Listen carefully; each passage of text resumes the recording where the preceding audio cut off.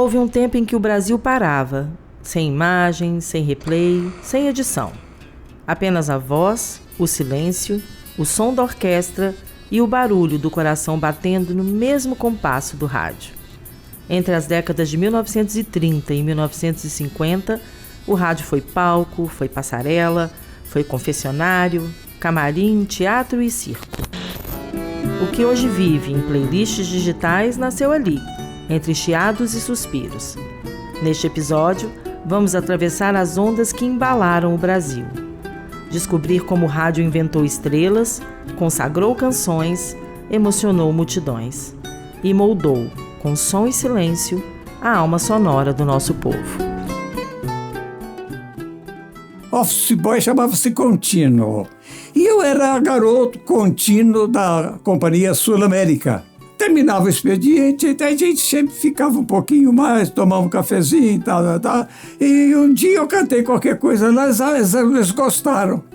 Pois bem, um colega meu, que era inclusive vizinho, a gente morava no Barro Preto, e ele falou assim: você canta bem, rapaz, por que você não canta na Hora da Corneta? Hora da Corneta é um programa que tem na Rádio Mineira. Quem apresenta é o Valdomiro Lobo. E no dia seguinte, eu fui, no horário do programa, a Hora da Corneta. Corneta por quê? Se você desafinasse, se você saísse do tom, qualquer coisa, tinha um cara ao vivo que ficava na coxinha, que tocava Eis quando Valdomiro Lobo. E agora, José Parreiras. Eu entrei no palco, joelho tremia, auditório lotado. Aí ele falou assim: você vai cantar o quê? Granada. Aí o pianista deu lá. Bam, bam, bam, ba, ba, ba, ba, ba, ba. E eu entrei. Granada, tierra sonhada por mim. Agora você vê, um caipira, o cara que nasceu em Bonfim do Paropeba, lá na roça, cantar espanhol, cara, não sabia nada. E eu fui até o final e a corneta não tocou. O Valdomiro Lobo chega lá para dizer: eis que surge um novo astro na radiofonia mineira, José Parreiras. Na década de 30, a gente tinha programas que eram populares, que eram visitados pelos artistas de rádio, mesmo numa época que não se gravava o programa previamente. Então, os artistas cantavam ao vivo.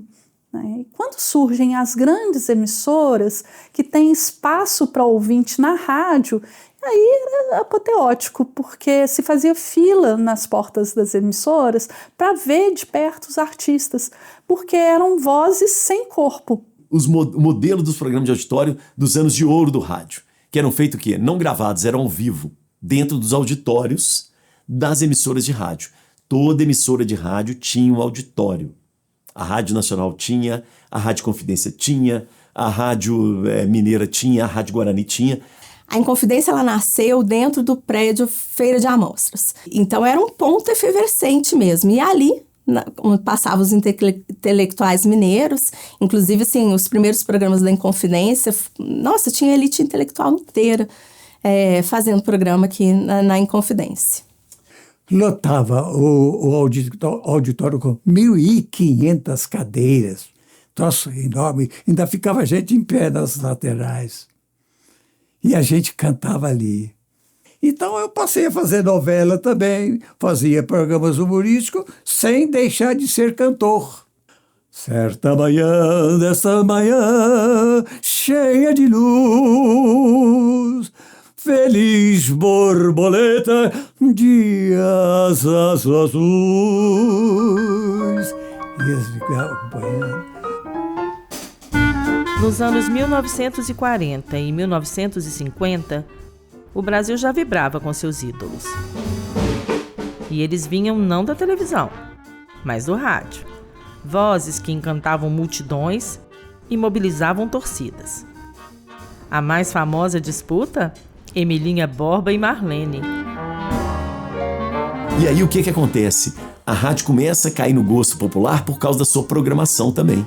E aí a programação, o que ela tem? Programas de auditório, que o povão ia para os auditórios da rádio para conhecer os seus artistas, os locutores, as locutoras menos, né? Mas radioatrizes, por exemplo. Eu estou pensando em década de 40, 50, em que todo esse sistema do rádio, que eram os radialistas, os empresários, os publicitários, as revistas, se reuniam nesse concurso. Então, é um concurso muito simbólico, assim, em que as cantoras eram coroadas, em que havia uma festa, em que havia a rainha do ano. Então, isso ficou muito no imaginário popular, assim, né? A rainha do rádio, a cantora do rádio, a diva do rádio. E o concurso surge um pouco nisso.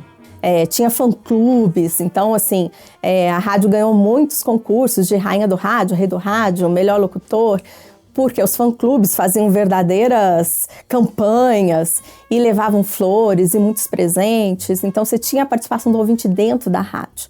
Os programas que eu participava, tudo ao vivo, aqueles programas humorísticos que tinham um pequeno auditório na frente, sempre lotado, né? Se não chegasse cedo, não conseguia sentar. Numa entrevista que eu vi da Marlene, que foi uma das cantoras que eu estudei, ela fala que quando ela ganha o Rainhas do Rádio, ela vai para a Hora do Brasil. Então, assim, tinha um impacto. Era uma difusão nacional, era um título mesmo nacional.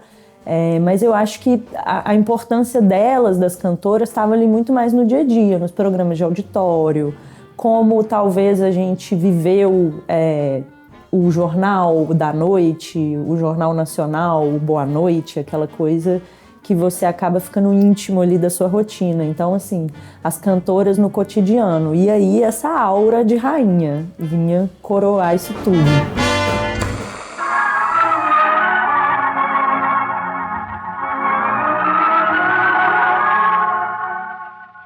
Esta história de amor e sofrimento ficou interrompida quando o Dr. Alberto Limontas chegou à suntuosa residência de Graziela Garcia e a encontrou sozinha no jardim à sua espera. Inspiradas nas novelas de rádio latino-americanas, as radionovelas brasileiras rapidamente conquistaram o coração do público. Histórias de amor, traição, coragem e tragédia. Tudo transmitido em tempo real, com sons criados ao vivo por verdadeiros artistas da imaginação. Famílias interrompiam suas manhãs para ouvir o novo capítulo. Como num teatro invisível, a voz era tudo. A lágrima era sonora. A angústia, audível. E esses profissionais se tornaram estrelas, não da tela, mas da escuta. Na era de ouro do rádio, no Brasil, primeiro a gente tinha programas do tipo rádio-teatro, seriados de rádio, que eram mais curtos do que uma radionovela, que era mais longa. Mas a radionovela, a primeira radionovela é de 1941, Em Busca da Felicidade, e é uma adaptação de um autor cubano, Leandro Blanco.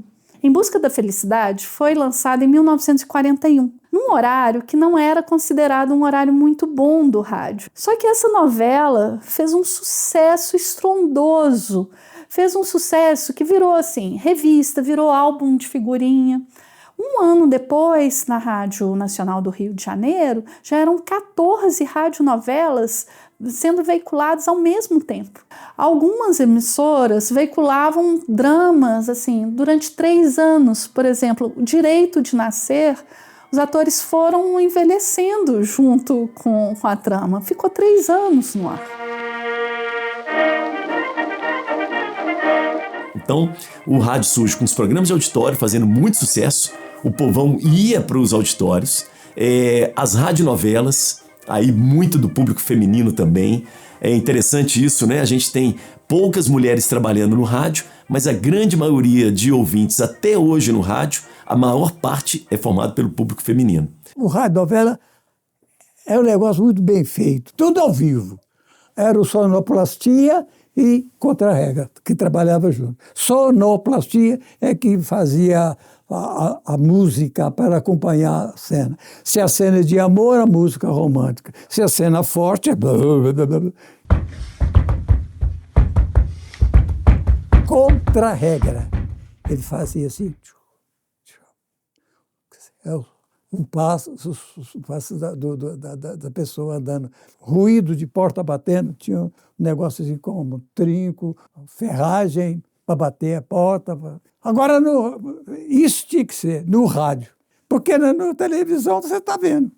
Solta aí, Zé Lu! Coisas de sonoplastia, o rádio antigo usava muito, inclusive o Parreiras fez novelas, radionovela. E a radionovela pega um papel, a massa é o barulho do fogo. O Parreira sabe muito bem essa história, mais do que eu, porque eu já sou de uma fase do rádio que a sonoplastia, você tem que criar na hora, ou então, por isso que eu criei a campainha vem da televisão, para você ter uma ideia. Eu fazia televisão e o estúdio era aqui e a direção de corte era em outra sala. E a gente não tinha contato, não se via. E aí eu combinei com o menino da direção do corte, e era tudo ao vivo. Eu falei, eu já sei, vou comprar uma campainha, pôr na minha mesa. Quando eu chamar um clipe, porque eu chamava clipes musicais, para respirar durante o programa, tinha entrevistas também. Aí eu falei, eu vou bater a campainha, você vai ouvir lá da sua sala, aí você já joga o clipe. Você acredita? A campainha era corte de televisão. Aí eu trouxe para o rádio. Agora que parou. Você viu que genial? É genial, né? Enquanto o rádio informava e emocionava, ele também divertia. Programas de auditório lotavam as emissoras. Era o nosso show de talentos, antes da televisão. Em Minas, o rádio encontrou um povo de escuta atenta, uma cultura musical rica, feita de vozes suaves, de batuques de quintal, de corações que aprendem mais com silêncio que com ruído. O rádio lançou no mercado praticamente todos os artistas. Eu vim para cá no final dos anos 60. Naquela época já existia a Rádio Inconfidência e todos os artistas mineiros que naquela época viviam de trabalhar em circo, se apresentava nas rádios para poder divulgar a música para o pessoal do interior ouvir. E ali eu dependia da rádio para fazer o nome, para poder, quando chegar no circo, da casa grande, da grana, para ele poder ganhar dinheiro. A Rádio Inconfidência FM, a brasileiríssima, ela é criada em 1979.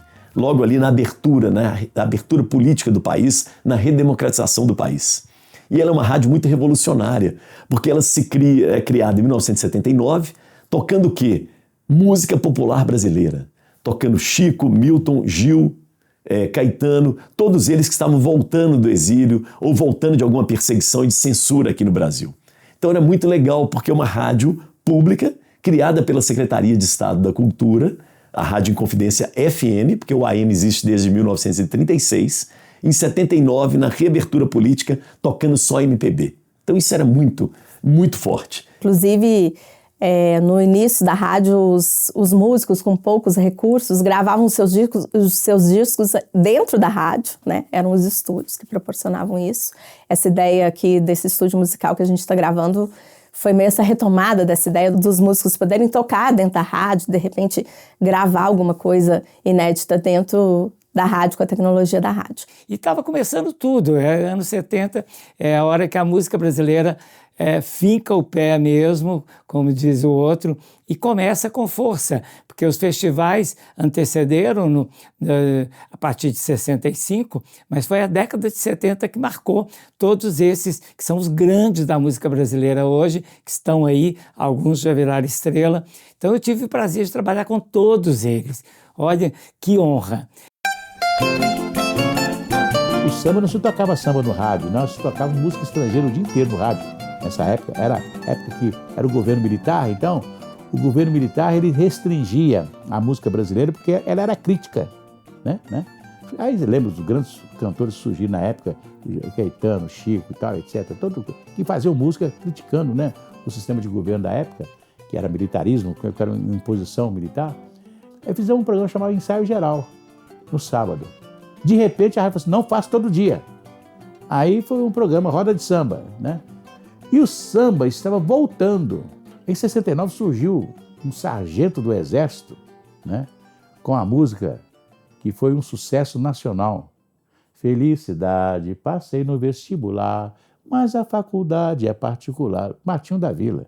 Né? E a partir do Martinho da Vila, o samba voltou autenticamente com violão, 7 cordas, cavaquinho, pandeiro, surdo e etc. Tal, e todo mundo passou a gravar samba, então eu passei a ter muito material de samba.